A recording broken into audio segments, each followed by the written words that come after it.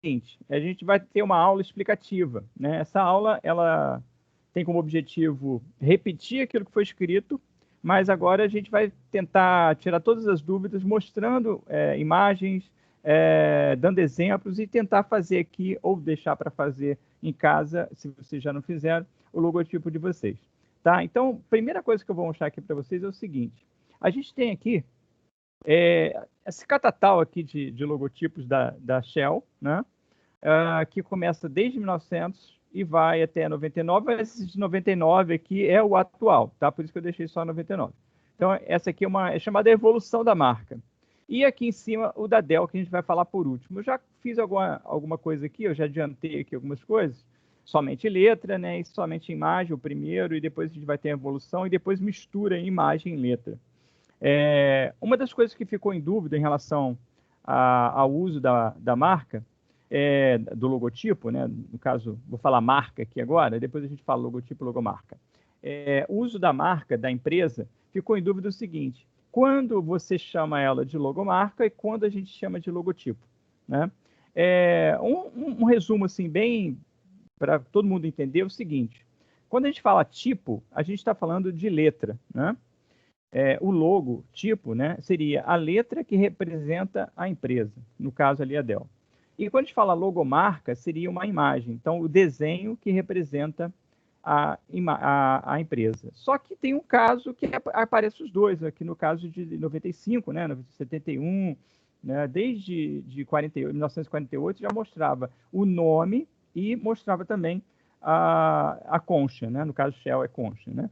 Então, assim, esse uso das duas letras, da letra com a imagem, é chamado de logomarca, né? Que é a imagem e a letra. E quando você usa só para diferenciar, né? E quando você usa somente a letra, é chamado de logotipo.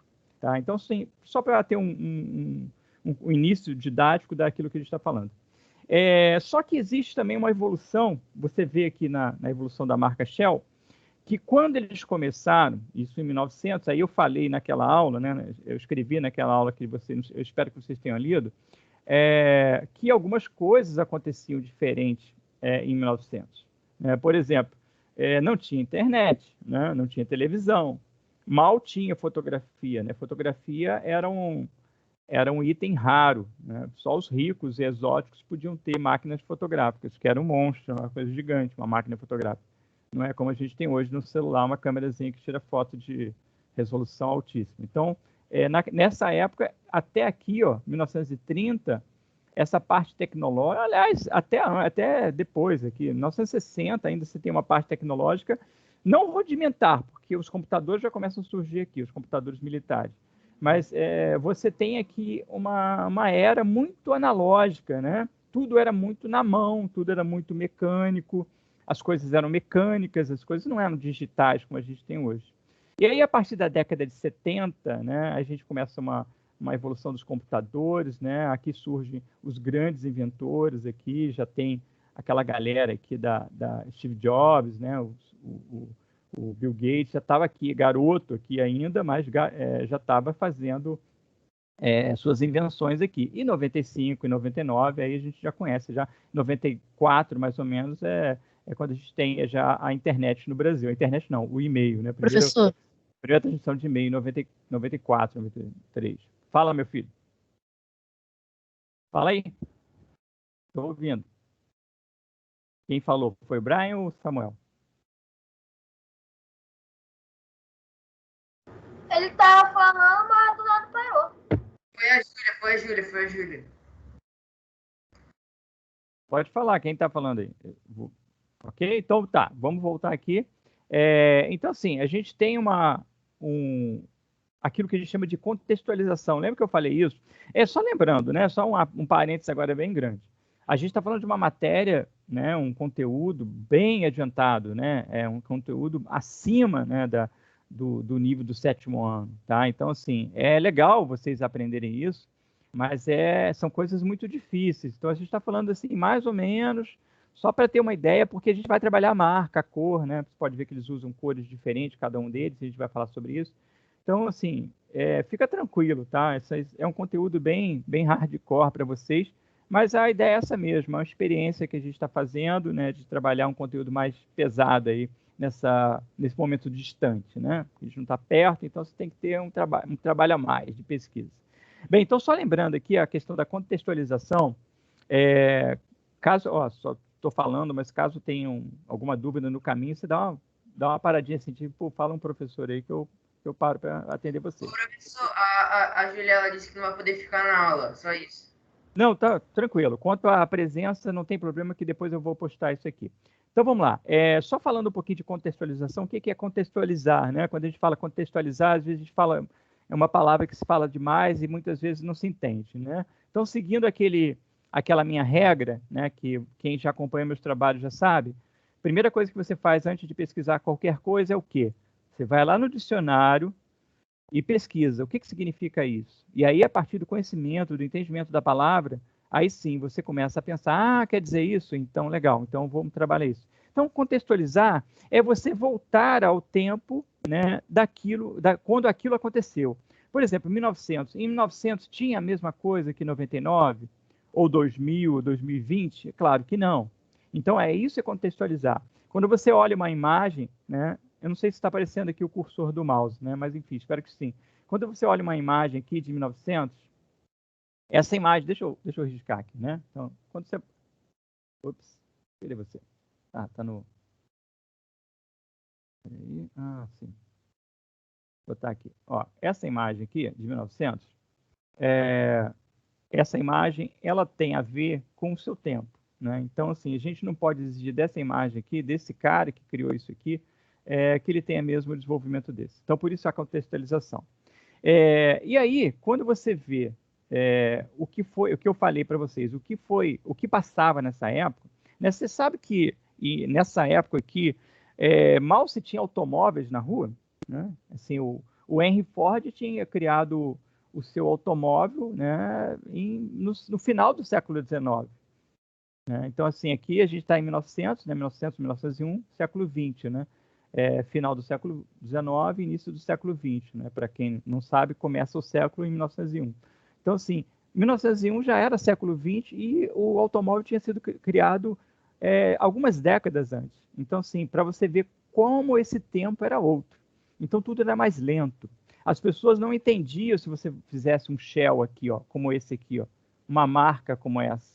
Se você fizesse isso aqui, ninguém ia entender. Quer dizer, o que é isso aqui, gente? O que é isso? Uma espaçonave? Aliás, espaçonave nem tinha esse termo na época. Isso foi criado na década de 50, que foi falado sobre isso. Mas assim, então a gente tem que saber, por isso que eu vou dando referência às palavras e vou dando referência à época. A gente tem que pesquisar, ser curioso, ainda mais com a internet hoje, ser curioso de falar assim, quando é que surgiu tal coisa? Quando é que surgiu o carro com motor de combustão? Quando é que surgiu a primeira bicicleta? Quando é que surgiu o primeiro computador de doméstico, né? Não um computador de empresa? Então, assim, é importante que você tenha essas dúvidas e essa curiosidade de pesquisar, tá? Para a gente saber.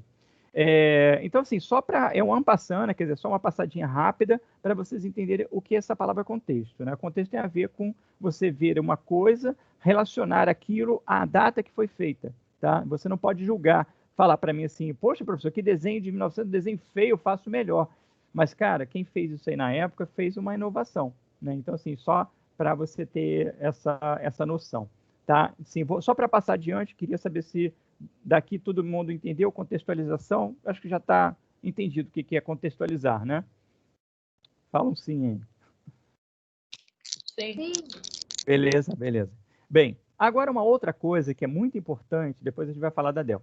Uma coisa que é muito importante na questão do logotipo é a cor, né? Então, assim, quando você trabalha a cor, existe uma coisa chamada teoria da cor.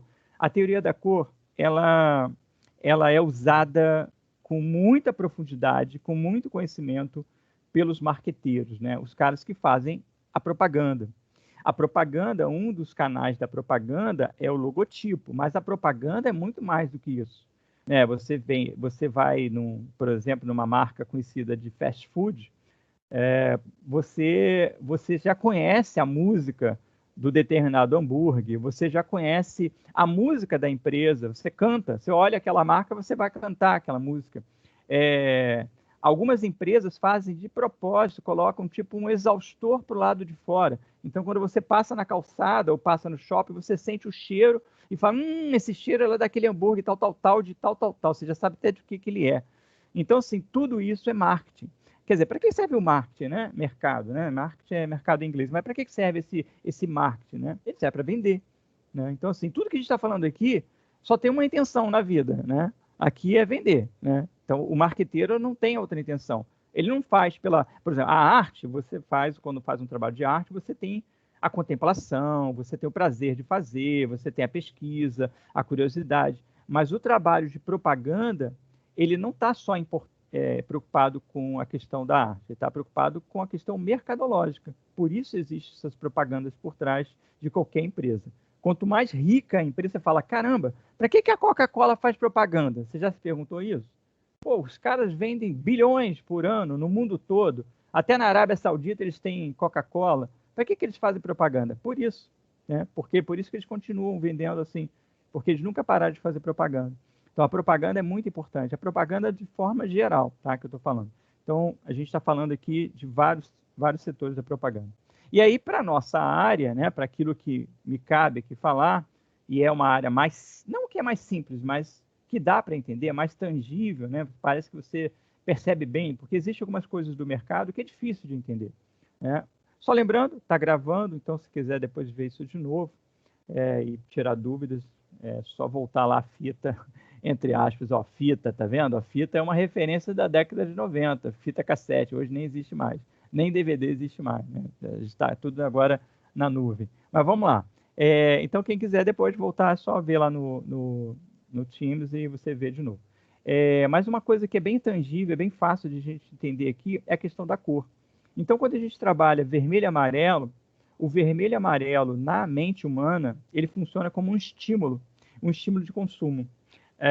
A marca Shell, ela pode até não ter muito a ver com isso, porque você não consome gasolina porque você está com vontade, né? Você consome gasolina porque o seu carro acabou a gasolina. Mas você conhece uma marca que tem esse vermelho e amarelo aí, não tem? Você conhece? Fala para mim, qual marca aí famosa aí que vocês conhecem que tem um vermelhão? McDonald's. Exatamente. Então, Shell. assim... Não, essa não vale. Então, assim, o McDonald's, né, ele tem aquele M vermelhão bem grande, não é o M vermelho, não, o M amarelo. O M amarelo bem grande. E assim, ele tem essa intenção, a intenção do consumo, né, porque é o consumo rápido. E aí a gente fala assim, que besteira, nada a ver, e até parece, o cara coloca qualquer cor. Mas só que quando você começa a pesquisar, você fala, opa, peraí, eu acho que não tem coincidência aqui não. Porque o Bob's também tem vermelho, o McDonald's também, o Habib's também tem vermelho, tem amarelo. Aí você pode falar, mas tem azul também, sim, mas a parte mais forte sempre é as cores quentes. E aí você se pergunta por quê. Aliás, deveria se perguntar por quê. Então, esta é a intenção do uso da cor. O uso da cor vermelho e amarelo, ela estimula o quê? Ela te deixa estimulado, ela te deixa com vontade de fazer coisas. Se é para consumir, você vai consumir. Se é para gastar mais dinheiro, você vai gastar mais dinheiro. Se é para comer mais, você vai comer mais, ou comer mais rápido, pelo menos. Tá? Então, assim, a questão do uso da cor, ela é usado para esse estímulo. E aí você vê aqui do outro lado aqui o azul. É o contrário, exatamente o contrário dessa marca aqui. Aí você fala, mas a Dell não quer vender? Não, mas a Dell ela quer passar uma outra coisa. Quando a Dell entrou no mercado, faz a propaganda da Dell não, tá? Até pelo contrário, tem muitas críticas ao computador da Dell, mas não é só para falar da marca mesmo. A marca, às vezes, marca é mais importante do que o próprio produto. Às vezes uma marca é mais legal do que o produto. Ela vende uma coisa que o produto não é de fato. Tem marcas que são assim. A Dell é uma empresa boa, mas assim, a marca dela, ela teve um surgimento na década de 80, quando aqui, na década de 70, você tinha o início dos grandes gênios da computação aí surgindo, criando seus sistemas operacionais.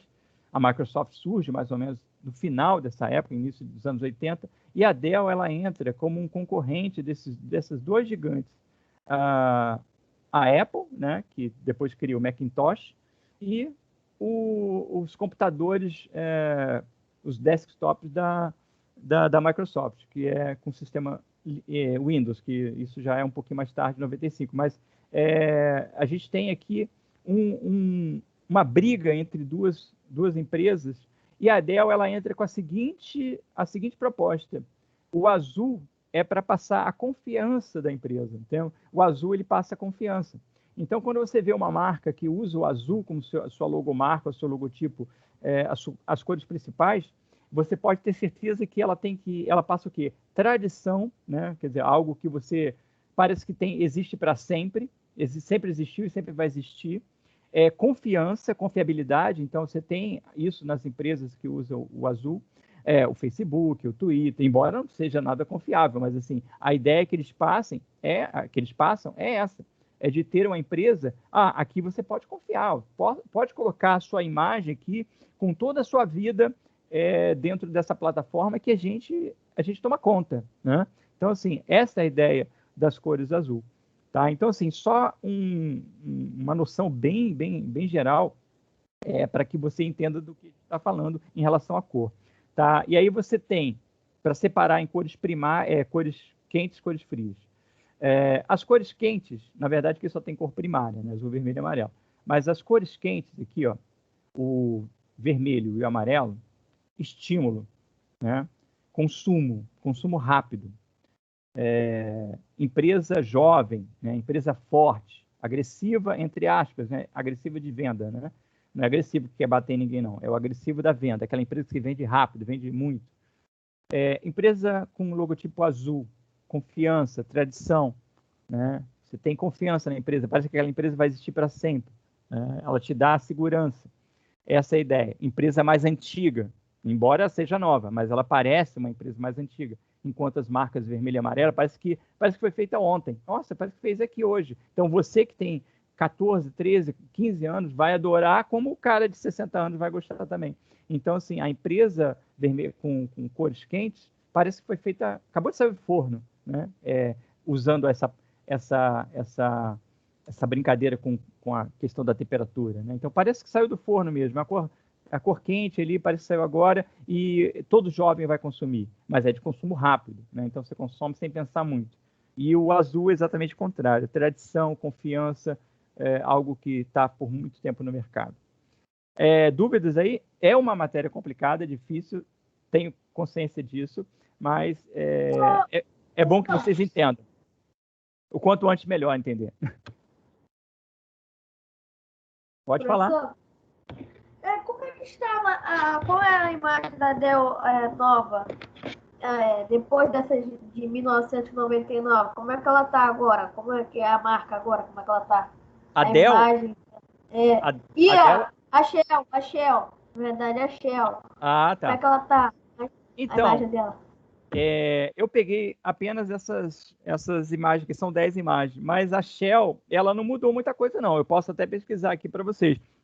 Mas deixa eu ver se eu tenho ela aqui. Mas ela não mudou muita coisa, não. Desse logotipo de 99 para cá, se mudou assim, um tracinho ali ou aqui. Logo Shell. Vamos lá. Esse é o último. Vou até baixar aqui. Ó. Esse é o último. Eu acho que ele está mais gordinho, se não me engano. Salvar a imagem aqui. Salvei. Onde está você? Salvar na nuvem para não carregar meu computador. Vídeo. Salvar. Vamos lá. Vou importar essa imagem aqui. Eu acho que ela não muda muita coisa, não. Aqui. Logo Shell. Tirei ela. Aqui. Ó, esse aqui é o último que eu vi. Ó, aqui. Tá vendo aí, João? Tô. Tá. Sim, ele dá um... Eu acho que é idêntico, cara. É a mesma coisa, entendeu? Esse é da agora. Bem, eu acho que é da agora. Parece que ele é um pouquinho mais, sei lá, mais limpo, né? Eu acho que o equilíbrio da proporção, essa parte aqui de baixo... Ele é maior também. Também isso. Mas então, por que eles não mudaram de 99 para cá? Porque a Shell, quando chega aqui, a Shell, deixa só para eu explicar uma coisa. Por que eu mostrei a Shell? Não é porque eu sou fã da Shell, não. Na verdade, eu sou fã do Posto Ipiranga, mas assim, da Shell não sou, não. Aqui a Shell é o seguinte, cara. Quando a gente estuda marketing, o logotipo da Shell é um dos mais estudados. Da Shell, da Nike, né, também, da Coca-Cola, nem tanto, porque é um pouco mais complicado, mas assim, dentro da Adidas, né, do logo da Adidas, também tem uma evolução muito parecida, aquela flor da Adidas, e agora é o triângulo, né? Então, assim, não sei se vocês lembram da flor, né, da Adidas. Aquela marca retrô, quando tem a marca retrô, antiguinha, aquele formato Adidas, é só uma folha e 3 listrinhas no meio, e agora é um triângulo. Então, assim, na evolução da marca, quando eles chegaram em 99, eles chegaram no auge, assim, se mexer aqui estraga, sabe? Quando você tem um logo assim, é igual o Facebook, se você mexer, você estraga. A Nike, se mexer, estraga, não tem o que fazer na Nike. Entendeu? A Nike já chegou ao mínimo do mínimo do mínimo. E aí chegar ao mínimo, aí você fala, ué, chegou ao mínimo? Como assim? Exatamente. Então o logotipo ele tem que ter uma imagem que grave. Qual é a teoria do logotipo? Uma imagem fácil de gravar, atraente, que eu tenha vontade de consumir aquela marca, né? E que eu possa reproduzir de brincadeira. Quem nunca fez um desenho da Nike no seu caderno, né? Num tênis falsificado lá, fez o desenho à mão. Essa é a ideia da marca. Ela quer que você faça isso, ela quer que você tenha aquela imagem fácil de reproduzir e que você possa levar isso adiante para depois para outras gerações. Várias gerações fazem isso, essa brincadeira. Eu pegava aqueles tênis não é do tempo de vocês, do tempo da rainha, tênis da rainha, o pai de vocês deve saber. Era o Rainha Iate. E eu pintava de quadriculado preto e branco, com canetinha, porque o tênis que vendia nessa época era muito caro, era importado, era o Vans. Até hoje é importado, é caro, né? Mas assim, hoje você consegue mais barato. Então, assim, é a vontade de ter a marca, então você acaba reproduzindo aquela imagem da marca. Então, essa é a ideia da marca, né? É fazer isso aqui, ó, o mínimo possível, né? Então, assim, ele chegou ao mínimo de formas. Olha aqui, ó, a forma da Shell como era, uma concha em 1904. É o desenho de uma concha, é uma obra de arte. Né? Aqui não, aqui já é algo mais bem trabalhado. Nos moldes de hoje, né? Lembrando do nosso contextualizar, né? Alguém quer falar? Fala aí. Pode falar. Professor, eu. Fala aí, pode A falar. Delta passou por esses negócios aí, essas Todas. mudanças ao longo do tempo? Ou Não, sim, claro, foi todas assim? elas. Todas elas, É todas porque elas. É porque a Dell... você não mostrou Não, a porque mudança. eu quis parar na Shell, porque a Shell ela dá conta disso. Agora a Dell, por que a Dell não mudou muito, né? Porque a Dell começou com essa escrita, né? Ela começou escrevendo. Esse E da Dell virado, eu não sei muito bem o que é, mas assim, eu já ouvi uma história. Abaixa o som aí, alguém, por favor. Abaixa o som um pouquinho. Oi, valeu. Esse E da Dell, né? Tem o Dell, né? Dois L's e esse E virado. Existe uma lenda que antigamente as letras eram chamado letra 7. Era um decalque. Sabe esse decalque que você passa, tipo aquelas tatuagens que você coloca no corpo?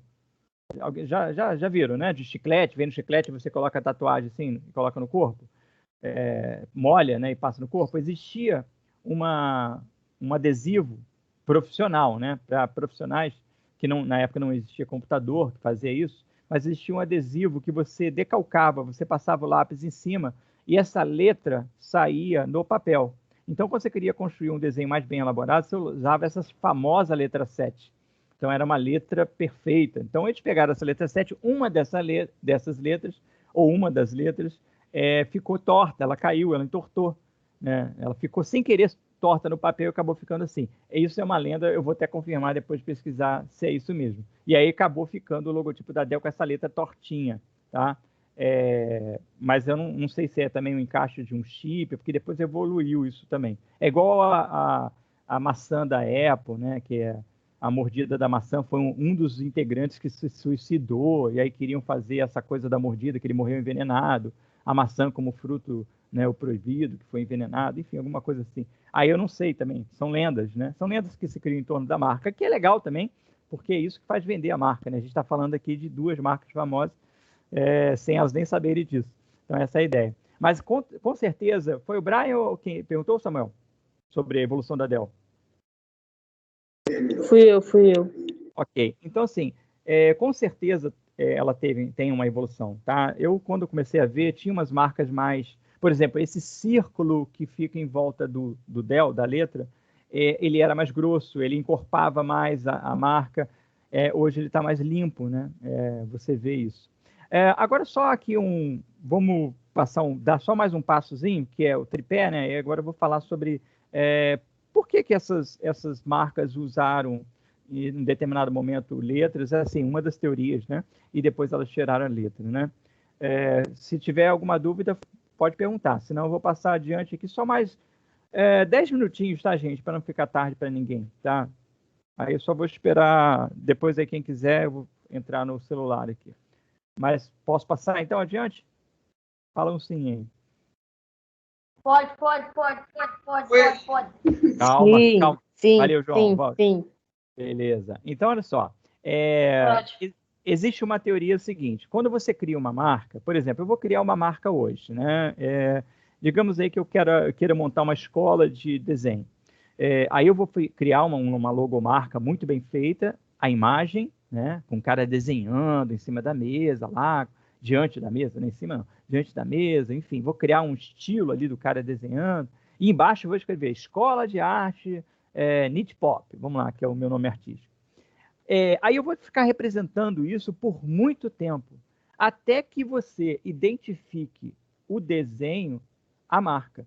Por exemplo, antigamente você colocava o símbolo da Nike, aquela vírgula, né? Deixa eu fazer ele aqui, que eu estou fazendo com a mão, mas vocês não estão vendo. Ó, vou fazer mais ou menos, tá, gente? Então, vou deixar até no pincelzão aqui para ver se vai. Vamos aqui. Então, vou botar um pincelzão aqui, ó, para ver se vai. Mais ou menos, né? Ó, aí o símbolo aqui da Nike, ele vinha junto com a letra, né? Com a marca escrita embaixo. Não sei se vocês já viram isso. Que era para você saber que esta vírgula significava o nome, né? Não tinha esse pontinho, não. Estou botando por vício de escrita. Aí era assim, tinha essa vírgula, né? Que é o vento, né? Essa Nike aqui é uma deusa grega, né? Da velocidade. Então era como se fosse a representação do vento, ela passando, e escrito Nike, né? Ou Nick, né? Porque o nome grego é Nick. A gente que americanizou para Nike. Mas aí você usava os dois. Só que chegou um momento que hoje em dia, se não tiver, deixa eu apagar o M aqui do McDonald's. O McDonald's também é um deles. Se não tiver isso aqui, ó, até eu fazendo aqui de forma bem rudimentar, você consegue identificar de que símbolo eu estou falando, não consegue? Fala comigo. Bem assim, ó, bem bizarro. Sim. Né? Claro, né? É óbvio, né? É claro. Então, assim, por quê? Porque a marca, ela é mais forte, né? A logomarca se tornou agora mais forte do que o próprio nome. Então, até a criança que não sabe escrever ainda, já sabe fazer essa vírgula aqui, tá? Então, assim, na evolução da marca, percebe, aqui não tinha essa teoria, tá? Ó, até, 900, 904, 909, 930, não existia essa teoria. Ô, professor, rapidinho. Pode falar. Não tem um negócio que se eu pedir pra fazer uma marca, né? Tipo, tu inventar uma marca. Sabe como eu botei tipo um E e um A, tipo, escrevendo escola de artes. Legal. Entendi. Legal. É, Sabe uma coisa que é um exercício importante? Eu acabei até nem falando disso, é um parênteses, tá? Abri um parênteses de novo aqui, tá? Daqui a pouco eu fecho o parênteses e volto aqui e falar da marca. Uma coisa importante quando você vai criar uma marca, para treinar, tá? É criar a marca do seu próprio nome. Tenta falar de você, né? Não de você, mas da sua imagem. Então, você tenta representar, por meio de imagens, por exemplo, a inicial do seu nome, né? Como se o seu nome fosse uma marca, né? Então, você coloca uma cor, a forma dessa cor. Não precisa nem botar o desenho, mas o logotipo você faz com as iniciais do seu nome ou até para o seu próprio nome, se você quiser. É bem interessante criar isso. No caso aqui do trabalho que eu faço, vocês sabem, né? Tem até, eu coloco aí os links, né? O Nitpop, como a escrita é difícil, né? São várias letras, eu coloco de 3 em 3, não sei se você reparou, N-E-T, aí vem TZS, aqui, N-I-E, né? TZS, C-H-E, e depois o pop embaixo.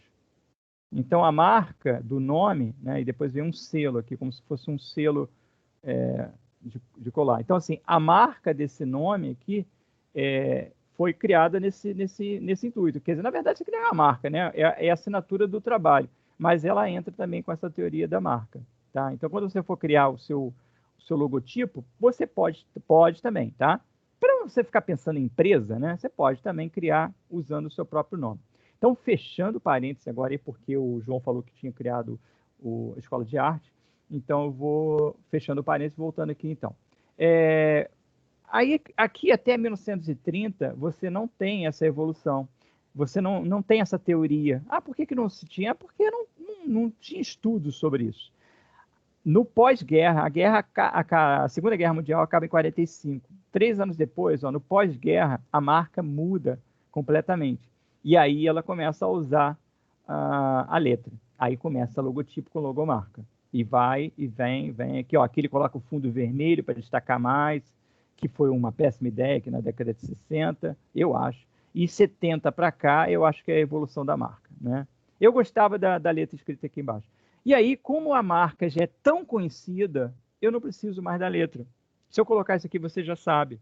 Se eu colocar essa vírgula aqui, você já sabe de que eu estou falando, né? Que é a marca da Nike, né? Então, sim, eu não preciso mais. Aí você vai me perguntar, professor, então a Dell, então, ela está ainda nesse processo? Não, a Dell não, porque eles optaram por uma outra coisa. A opção da Dell foi fazer apenas, né, o logotipo. Eles não querem colocar, por enquanto, né, pelo menos ninguém inventou agora de colocar nenhum símbolo, nenhuma imagem que represente a Dell.